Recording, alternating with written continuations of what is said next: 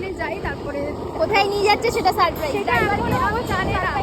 আমার একটা খুব ভালো কন্টেন্ট আছে যেটায় মানে নিয়ে যাচ্ছি, নিয়ে তো ও যাচ্ছে আমার, আমি শুধু মানে আমাকে বলে যে সারপ্রাইজ দিতে নিয়ে যাবো, তাই আমাকে লোকেশন বলে। তারপরে বলতে হলো লোকেশনটা তো লোকেশনটা খুব সুন্দর,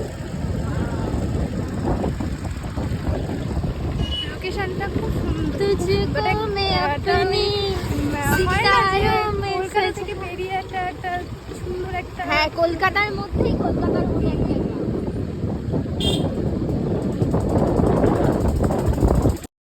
জায়গাটা এত সুন্দর গাইস, তোমাদেরকে না দেখানোটা মানে একটা চিটিং করা হয়ে যাবে।